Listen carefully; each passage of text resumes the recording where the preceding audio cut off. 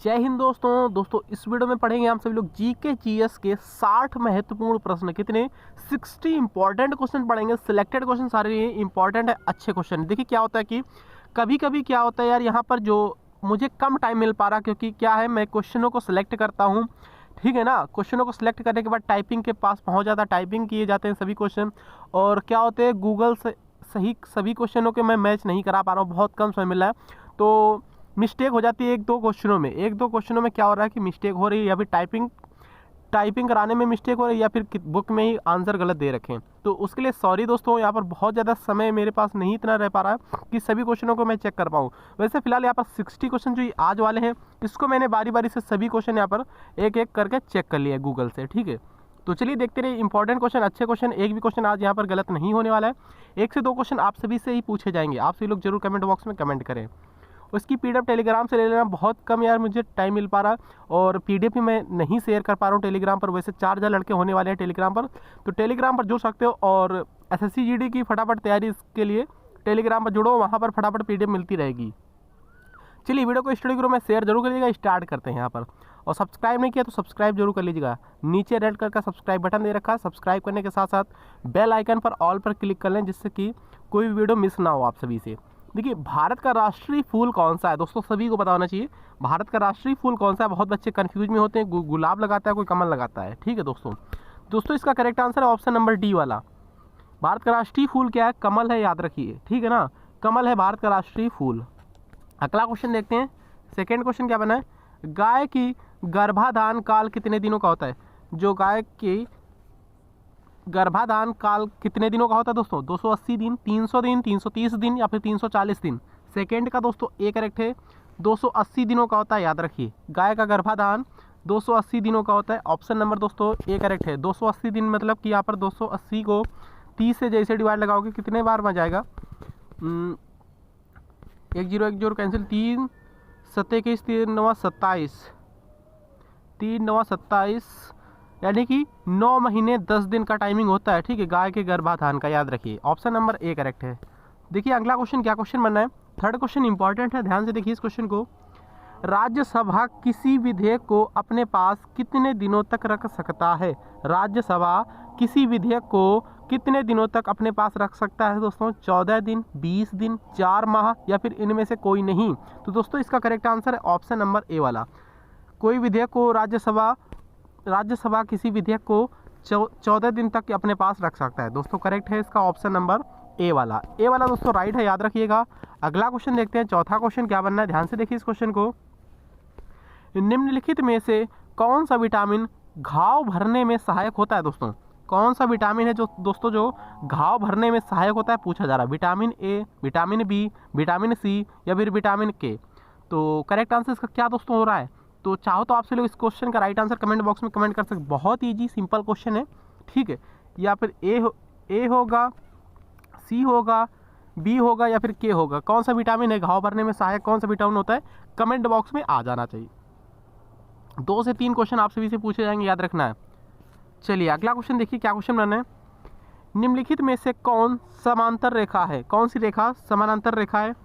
तो अक्षांश, देशांतर, अक्षांश एवं देशांतर, या फिर कोई नहीं? सी वाला करेक्ट आंसर है दोस्तों, अक्षांश एवं देशांतर रेखा। ये कैसी रेखा है? समानांतर रेखा है, याद रखिए दोस्तों। सी करेक्ट है, याद रखना है। अगला क्वेश्चन दोस्तों देखिए कि क्या क्वेश्चन बना है। फतेहपुर सीकरी की स्थापना का श्रेय किसे जाता है? फतेहपुर सीकरी की स्थापना का श्रेय दोस्तों किसे जाता है, पूछा जा रहा है। अकबर, शाहजहां, शेर शाह, या फिर जहांगीर? 6th क्वेश्चन का दोस्तों करेक्ट है ऑप्शन नंबर ए, अकबर को जाता है, याद रखना है, ठीक है ना। अकबर को जाता है फतेहपुर सीकरी की स्थापना का श्रेय दोस्तों। ऑप्शन नंबर इसका ए वाला मैच कर जाएगा, याद रखिए। अगला क्वेश्चन देखते हैं क्या बनना है। देखिए दोस्तों क्या क्वेश्चन बना है। 7 क्वेश्चन इंपॉर्टेंट है, ध्यान से पढ़ो इस क्वेश्चन को। देखिए क्या क्वेश्चन बना है। प्लासी का युद्ध कब हुआ था दोस्तों? प्लासी का युद्ध कब हुआ था? 1764, 1757, 1857, 1942? दोस्तों प्लासी का युद्ध हुआ था आपका 1757 में दोस्तों। करेक्ट है इसका ऑप्शन नंबर बी वाला, 1757 में हुआ था प्लासी का युद्ध, याद रखिए। अगला क्वेश्चन देखते हैं। क्वेश्चन नंबर 8वां क्या बनना है। 8वां क्वेश्चन अच्छा है, ध्यान से देखो इस क्वेश्चन को। 1857 के विद्रोह में झांसी की रानी लक्ष्मीबाई ने किसके संयोग से ग्वालियर से विद्रोह किया था? गाइस बताओ फटाफट। 1857 के विद्रोह में झांसी की रानी लक्ष्मीबाई ने किसकी सहयोग से ग्वालियर से विद्रोह किया था दोस्तों? तात्या टोपे, नाना साहेब, कुंवर सिंह, बख्त खां। 8 क्वेश्चन का दोस्तों एक करेक्ट है, तात्या टोपे के सहयोग से, याद रखिए तात्या टोपे के सहयोग से ग्वालियर में विद्रोह किया था झांसी की रानी ने, याद रखिए 1857 में। अगला क्वेश्चन देखते हैं, 9th क्वेश्चन क्या है? आमीटर से क्या मापा जाता है दोस्तों? आमीटर से क्या मापा जाता है? साइंस क्वेश्चन है, विद्युत धारा मापते हैं, याद रखिए। ऑप्शन नंबर दोस्तों ए में दे रखा है, विद्युत धारा। आमीटर से विद्युत धारा मापते हैं, याद रखिए। चलिए, विभवांतर से क्या मापते हैं? वोल्ट विभवांतर, याद रखिए। अगला क्वेश्चन देखिए क्या क्वेश्चन बना है? महात्मा गांधी की पत्नी का नाम दोस्तों क्या था? महात्मा गांधी की पत्नी का नाम दोस्तों क्या था? कस्तूरबा गांधी, रंभा देवी, मेनका देवी, उर्वशी देवी। करेक्ट है इसका option number A, Kasturba Gandhi था, याद रखिए। महात्मा गांधी की पत्नी का नाम कस्तूरबा गांधी, दोस्तों ए करेक्ट आंसर हो जाएगा, याद रखिए। अगला क्वेश्चन देखिए ध्यान से, क्या क्वेश्चन बने? प्रार्थना समाज की स्थापना किसने किया था? प्रार्थना समाज की स्थापना किसने की थी पूछा जा रहा है, बताओ फटाफट। राजा राम मोहन राय, दयानंद सरस्वती, आत्माराम पांडुरंग, केशव चंद्र सेन। 11th का दोस्तों सी करेक्ट है, आत्माराम पांडुरंग, याद रखिए। प्रार्थना समाज की स्थापना आत्माराम पांडुरंग ने की थी, याद रखना है दोस्तों, सी करेक्ट आंसर हो जाएगा। अगला क्वेश्चन देखते हैं क्या क्वेश्चन बनना है। देखिए, लोकसभा का कार्यकाल की अवधि कितनी होती? लोकसभा के कार्यकाल की दोस्तों अवधि पूछी जा रही है यहाँ पर, कितनी होती बताइए फटाफट। लोकसभा के कार्यकाल की अवधि कितनी होती? 5 वर्ष, 6 वर्ष, 4 वर्ष, निश्चित नहीं है। तो 12 का दोस्तों करेक्ट है इसका ऑप्शन नंबर ए। लोकसभा के कार्यकाल की अवधि होती 5 वर्ष, याद रखिए। राज्यसभा के कार्यकाल की अवधि होती 6 वर्ष। देखिए, चोल प्रशासन की मुख्य विशेषता क्या थी दोस्तों? चोल प्रशासन की मुख्य व्यवस्था क्या थी? सैनिक संगठन, ग्रामीण स्वायत्तता, शहरी प्रशासन, केंद्रीय शासन। 13 का दोस्तों करेक्ट है बी, ग्रामीण स्वायत्तता थी, याद रखिए। चोल प्रशासन की मुख्य विशेषता क्या थी? ग्रामीण स्वायत्तता, ऑप्शन नंबर बी करेक्ट है। अगला क्वेश्चन देखिए क्या बनना है। मैक संख्या का उपयोग किसकी चाल निर्धारण में किया जाता है? मैक संख्या का उपयोग किसकी चाल निर्धारण में किया जाता है? विमान, पोत, प्रकाश या फिर आपका ध्वनि। तो 14 का दोस्तों करेक्ट आंसर हो जाएगा ऑप्शन नंबर ए वाला, विमान में किया जाता है, याद रखिए। मैक संख्या का उपयोग किसकी चाल का निर्धारण में किया जाता है? विमान की चाल का निर्धारण में किया जाता है, मैक संख्या का यूज, याद रखिए। अगला क्वेश्चन देखिए यहाँ पर 15 क्वेश्चन क्या बना? ध्वनि का वेग सबसे ज़्यादा किस में होता है? दोस्तों ध्वनि का वेग सबसे ज़्यादा किस में होता है? देखिए, ठोस में होता है। इसमें से ठोस कौन है? निर्वात तो है नहीं ठोस, ठीक है, इनमें से कोई नहीं, जल में भी नहीं। करेक्ट आंसर जा रहा इस्पात, ठीक है ना। ध्वनि का वेग सबसे अधिक होता है इस्पात में, याद रखिए। करेक्ट आंसर है दोस्तों ऑप्शन नंबर ए वाला। अगला क्वेश्चन देखिए क्या बनना है। अंतर्राष्ट्रीय मानकों के अनुसार मैराथन दौड़ की लंबाई कितनी होती है? अंतर्राष्ट्रीय मानकों के अनुसार मैराथन दौड़ की लंबाई कितनी होती है दोस्तों? 26 मील 385 गज, 26 मील 500 यार्ड या फिर 22 मील। करेक्ट है ऑप्शन नंबर ए वाला, 26 मील 385 गज, याद रखिए। अंतर्राष्ट्रीय मानकों के अनुसार मैराथन दौड़ की लंबाई होती है 26 मील 385 गज। अगला क्वेश्चन देखते हैं क्या बना है। 17 क्वेश्चन देखिएगा। देखिए, पश्चिमी यूरोप से भारत तक का समुद्री मार्ग किसने खोजा? पश्चिमी यूरोप से भारत तक का समुद्री मार्ग किसने खोजा? सिंपल सी बातें पूछा जा रहा है यहाँ पर। यूरोप से भारत कौन आया था सबसे पहले? वास्को डी गामा आया था, याद रखिए। कहाँ पर आया था वास्को डी गामा दोस्तों? कहाँ पर आया था बताइए फटाफट। वास्को डी गामा सबसे पहले कहाँ पर आया था? कमेंट बॉक्स में कमेंट करिएगा। और जहाँ पर आया था वहाँ पर राजा जमोरियन राज कर रहा था, याद रखिए, ठीक है ना, राजा जमोरियन। तो वास्को डी गामा भारत कब आया था? 1498 में आया था या फिर 1496 में आया था? दोस्तों वास्को डी गामा 1498 में भारत आया था, याद रखिएगा। चलिए अगला क्वेश्चन देखिए क्या क्वेश्चन बना है। शुद्ध जल का क्वथनांक फ़ारेनहाइट में कितना होता है दोस्तों? फ़ारेनहाइट स्केल में क्या होता है? तो दोस्तों 212 होता है, याद रखिए, 212 डिग्री। शुद्ध जल का क्वथनांक फ़ारेनहाइट स्केल पर क्या होता है? 212 स्केल होता है, याद रखिए, मतलब कि 212 डिग्री। आनंद मठ नामक पुस्तक के लेखक कौन है दोस्तों? आनंद मठ नामक पुस्तक के लेखक कौन है दोस्तों? बंकिम चंद्र चटर्जी या फिर रविन्द्रनाथ टैगोर यानी RN टैगोर, मुल्कराज आनंद या फिर महाश्वेता देवी। तो करेक्ट आंसर है 19 क्वेश्चन का ऑप्शन नंबर ए वाला, बंकिम चंद्र चटर्जी, याद रखिए। आनंद मठ नामक पुस्तक के लेखक बंकिम चंद्र चटर्जी थे, याद रखिए। अगला क्वेश्चन देखिए 20 क्वेश्चन। स्कर्वी रोग निम्नलिखित किस विटामिन के उपयोग की कमी से होता है? स्कर्वी रोग किस विटामिन की कमी से होता है दोस्तों? किस विटामिन की कमी से? Vitamin B, vitamin C, vitamin D, vitamin A. 20 का दोस्तों करेक्ट है ऑप्शन नंबर बी वाला, विटामिन सी की कमी से होता है स्कर्वी रोग, याद रखिए। अगला क्वेश्चन देखिए 21 क्वेश्चन अच्छा क्वेश्चन है। पारे को जब एक बर्तन में रखा जाता है तो निम्नांकित मेनिस्कस होता है, कैसा होता है? अवतल, उत्तल या फिर सीधा या फिर कोई नहीं, तो उत्तल होता है, याद रखिए। अगला क्वेश्चन देखिएगा क्या क्वेश्चन बना है। रेबीज के टीके की खोज किसने की थी? रेबीज के टीके की खोज दोस्तों किसने की थी? Edward Jenner, Louis Pasteur, Alexander या फिर इनमें से कोई नहीं। 22 का दोस्तों करेक्ट है option number B, Louis Pasteur ने की थी, याद रखिए। ठीक है ना दोस्तों, रेबीज के टीके की खोज किसने की थी? लुई पाश्चर ने की थी, याद रखना है। अगला क्वेश्चन देखिए 23 क्वेश्चन क्या बना है। सबसे लंबी तटीय रेखा वाला राज्य दोस्तों कौन सा है? सबसे लंबी तटीय रेखा वाला राज्य कौन सा है? गुजरात, महाराष्ट्र, आंध्र प्रदेश, तमिलनाडु। 23 का दोस्तों करेक्ट है इसका ऑप्शन नंबर ए वाला, गुजरात राज्य है, याद रखिए। सबसे लंबी तटीय रेखा वाला राज्य दोस्तों गुजरात राज्य है, ये करेक्ट है, याद रखिएगा। अगला क्वेश्चन देखिए क्या क्वेश्चन बना है। एफिल टावर स्थित है दोस्तों, एफिल टावर कहाँ स्थित है? न्यूयॉर्क में, लंदन में, पेरिस में, टोरंटो में।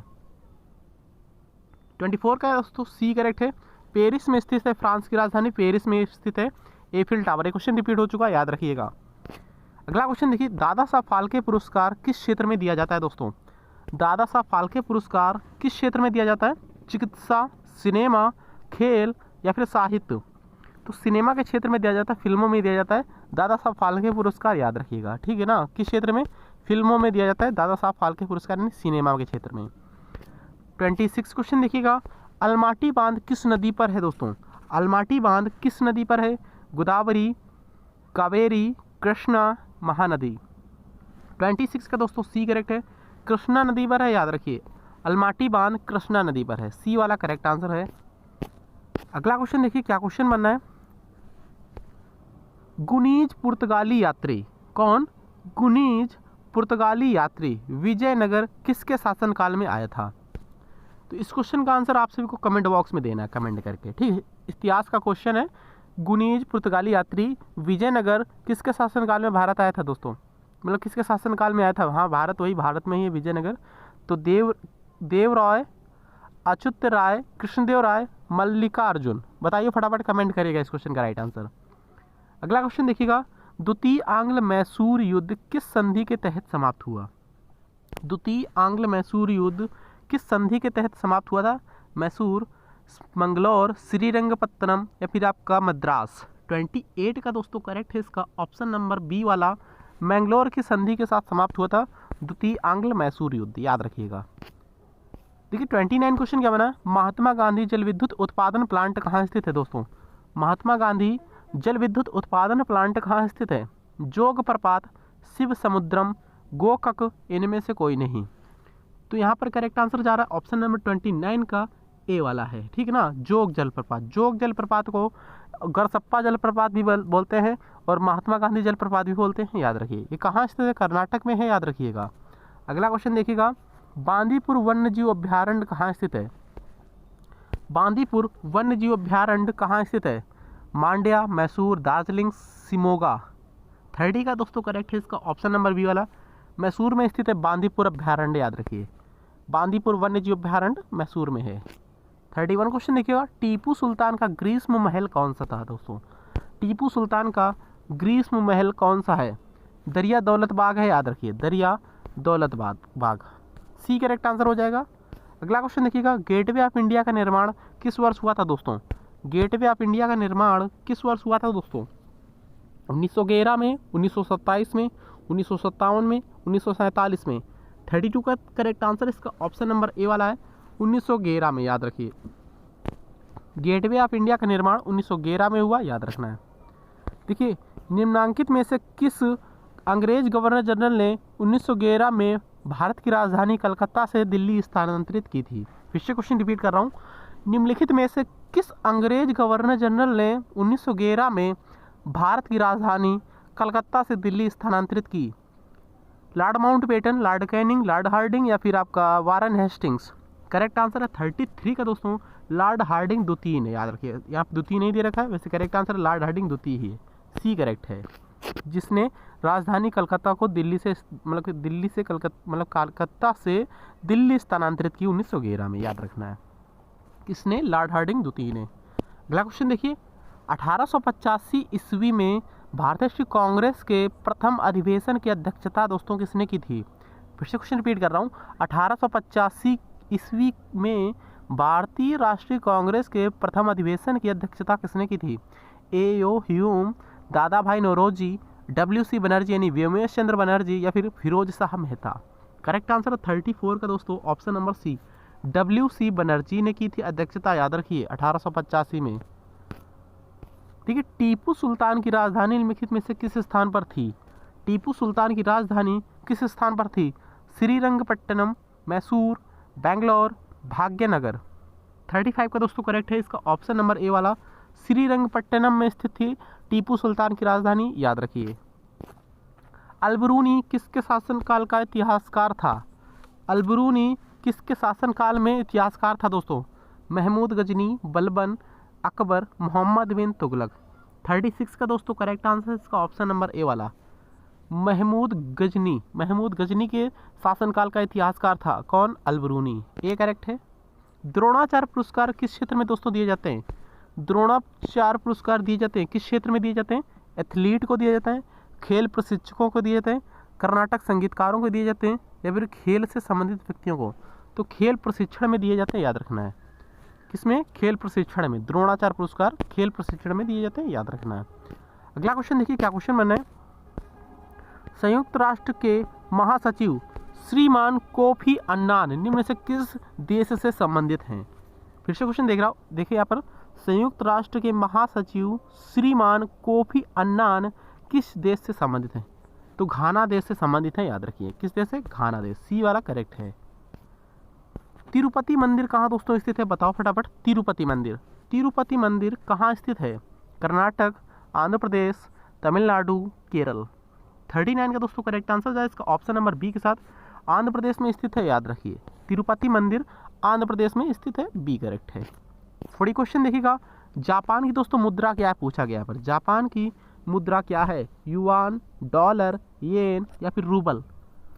तो 40 क्वेश्चन का करेक्ट आंसर जा रहा है किसके साथ, 40 क्वेश्चन का सी करेक्ट है, येन है, याद रखिए, ठीक है ना। जापान की मुद्रा दोस्तों क्या है, येन, ऑप्शन नंबर सी करेक्ट है, याद रखना है। अगला क्वेश्चन देखिए क्या क्वेश्चन बना है, देखिएगा, भारतीय संविधान किसको हटाने की व्यवस्था प्रदान नहीं करता है। भारतीय संविधान किसको हटाने की व्यवस्था प्रदान नहीं करता है। तो राज्यपाल को हटाने की व्यवस्था प्रदान नहीं करता है भारतीय संविधान। करेक्ट आंसर है डी वाला, 41 का डी करेक्ट है। अगला क्वेश्चन देखिएगा, अंतर्राष्ट्रीय दिनांक रेखा कहाँ से होकर गुजरती है दोस्तों। अंतर्राष्ट्रीय दिनांक रेखा कहाँ से होकर गुजरती है, 180 डिग्री ग्रीनविच से। कहाँ से, 180 डिग्री ग्रीनविच से होकर गुजरती है अंतर्राष्ट्रीय दिनांक रेखा। दोस्तों बी वाला करेक्ट आंसर हो जाएगा, याद रखिए। पोर्ट ब्लेयर कहाँ स्थित है दोस्तों, बताइए फटाफट। पोर्ट ब्लेयर कहाँ स्थित है दोस्तों, अंडमान में, दक्षिणी अंडमान में, मध्य अंडमान में, या फिर छोटा अंडमान में। तो 43 का दोस्तों करेक्ट आंसर किसके साथ जा रहा है, 43 का दोस्तों ए करेक्ट है, उत्तरी अंडमान में स्थित है, याद रखिए। पोर्ट ब्लेयर कहाँ स्थित है, उत्तरी अंडमान में, ए करेक्ट आंसर हो जाएगा, याद रखिए।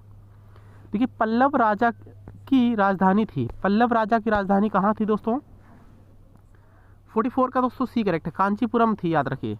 कांची में या फिर कांचीपुरम बोल सकते हो, कांचीपुरम में थी पल्लव राजा की राजधानी, याद रखिए। 45 क्वेश्चन क्या बनना है, राज्य में राष्ट्रपति शासन से तात्पर्य राज्य में किससे शासन से है। फिर से क्वेश्चन देखिएगा यहाँ पर, राज्य में राष्ट्रपति शासन से तात्पर्य राज्य में किसके शासन से है। सीधे राष्ट्रपति के, कार्यकारी सरकार से, राष्ट्रपति द्वारा मनोनीत मुख्यमंत्री से, राज्य के राज्यपाल से। दोस्तों डी वाला करेक्ट है, 45 का डी करेक्ट है, राज्य के राज्यपाल से है, याद रखिए। देखिए राष्ट्रपति राज्यों में निम्नलिखित में से किस तहत राष्ट्रपति शासन लगाया जा सकता है। राष्ट्रपति शासन किस तहत लगाया जा सकता है राज्यों में, कौन से अनुच्छेद के तहत। तो दोस्तों करेक्ट आंसर जा रहा है 46 क्वेश्चन का ऑप्शन नंबर सी वाला, अनुच्छेद 356 के तहत लगाया जा सकता है राष्ट्रपति शासन, याद रखिए। अजंता तथा एलोरा की गुफाएं कहाँ स्थित हैं दोस्तों, अजंता तथा एलोरा की गुफाएं कहाँ स्थित है। राजस्थान, महाराष्ट्र, मध्य प्रदेश, गुजरात।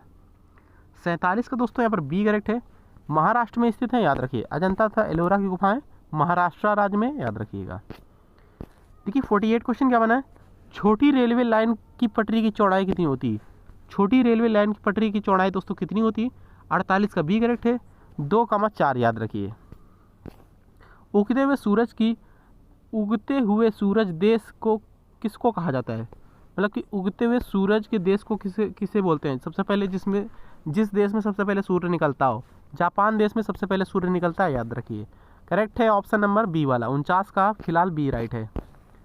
संसद के सदस्य होने के लिए न्यूनतम आयु सीमा दोस्तों कितनी है? सदस्य होने के लिए संसद का, देखिए दोस्तों करेक्ट आंसर इसका 2 हो सकते हैं। संसद का लोकसभा सदस्य होना चाहिए तो यहाँ पर 25 वर्ष होगी, राज्यसभा सदस्य तो 30 वर्ष होगी, ठीक है ना। तो यहाँ पर क्लियर नहीं किया गया है, क्या क्वेश्चन पूछा नहीं गया सही से। संसद का सदस्य होने के लिए न्यूनतम आयु सीमा कितनी होनी चाहिए?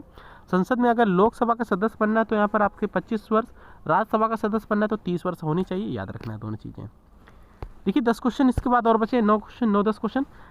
देखिए भारत के निम्नलिखित में से किस राज्य में मलयालम भाषा बोली जाती है? तो सबको पता होना चाहिए मलयालम भाषा दोस्तों केरल राज्य में बोली जाती है, याद रखना है। किस राज्य में? केरल राज्य में। 51 का ए करेक्ट है। 52 क्वेश्चन देखिएगा, चंडीगढ़ का रॉक गार्डन यानी शैल उद्यान किसने बनवाया था? चंडीगढ़ का रॉक गार्डन नेकचंद ने बनवाया था, याद रखिए। किसने? नेकचंद ने। सी वाला करेक्ट आंसर है। जम्मू किस नदी के किनारे दोस्तों स्थित है, बताइएगा। जम्मू जो है दोस्तों ये किस नदी के किनारे स्थित है? कमेंट बॉक्स में आ जाना चाहिए, ठीक है ना। ये भी क्वेश्चन आप सभी को ही देना है। रावी, तवी, झेलम, चेनाब, जम्मू किस नदी के किनारे स्थित है दोस्तों, बताइए कमेंट बॉक्स में कमेंट करके। देखिए क्या क्वेश्चन बनना है, इसके बाद एक और क्वेश्चन आप सभी को दिया जाएगा। बस 4 क्वेश्चन आप सभी के लिए हो गए। निम्नलिखित में से कौन सा शहर अफगानिस्तान की राजधानी है? काबुल शहर अफगानिस्तान की राजधानी है। अफगानिस्तान की दोस्तों राजधानी क्या है? काबुल है, याद रखिए। फिलहाल सी करेक्ट है। 55 क्वेश्चन देखिए, महात्मा गांधी का जन्म किस वर्ष हुआ था दोस्तों, बताइएगा। महात्मा गांधी का जन्म दोस्तों किस वर्ष हुआ था? कमेंट बॉक्स में कमेंट कर सकते हो या फिर मुझे बताओ। महात्मा गांधी का जन्म दोस्तों 1869 में हुआ था, याद रखिए। कब हुआ था? 1869 में हुआ था महात्मा गांधी का जन्म, याद रखना है। ऑप्शन नंबर दोस्तों इसका सी वाला करेक्ट है। इस क्वेश्चन का आंसर आप सभी को ही देना है। इस क्वेश्चन का आंसर आप सभी को ही देना है। रेलवे पटरी की मीटर गेज की चौड़ाई दोस्तों कितनी होती है? रेलवे पटरी की मीटर गेज की चौड़ाई कितनी होती है? ऑप्शन देख सकते हो, कमेंट बॉक्स में करिएगा कमेंट। देखिएगा विश्व में जनसंख्या की दृष्टि से कौन सा नगर सबसे बड़ा है? विश्व में जनसंख्या की दृष्टि से सबसे बड़ा नगर दोस्तों टोक्यो है, याद रखिए। जापान का टोक्यो। सी वाला करेक्ट आंसर हो जाएगा, याद रखिए। 58 क्वेश्चन देखिएगा, विश्व में कौन सा महाद्वीप सबसे बड़ा है? सबसे बड़ा महाद्वीप तो बच्चे को पता है, एशिया महाद्वीप है, याद रखिए। 58 का दोस्तों फिलहाल सी करेक्ट आंसर हो जाएगा। सबसे बड़ा महाद्वीप एशिया महाद्वीप है। विश्व का सबसे बड़ा देश कौन है? क्षेत्रफल की दृष्टि से सभी को पता होना चाहिए, रूस है। जिसे कौन सा देश है दोस्तों? रूस है, याद रखिए। विश्व का सबसे बड़ा देश क्षेत्रफल की दृष्टि से रूस है, जनसंख्या की दृष्टि से चीन है, याद रखिए। अगला क्वेश्चन देखिए क्या क्वेश्चन बना है, भारतीय गणराज्य के पहले राष्ट्रपति कौन थे? लास्ट क्वेश्चन है आज का। भारतीय गणराज्य के पहले राष्ट्रपति कौन थे? भारत के प्रथम प्रधानमंत्री पंडित जवाहरलाल नेहरू थे। प्रथम राष्ट्रपति वो थे डॉक्टर राजेंद्र प्रसाद थे, याद रखना है दोस्तों। करेक्ट है इसका ऑप्शन नंबर ए वाला। वीडियो कैसा लगा कमेंट बॉक्स में कमेंट करिएगा।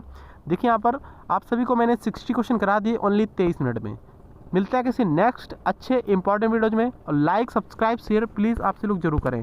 वीडियो अच्छा लगा तो लाइक करें, अभी तक नए हो चैनल पर चैनल को सब्सक्राइब करें। मिलते हैं किसी नेक्स्ट इंपॉर्टेंट वीडियोज में। Thank you.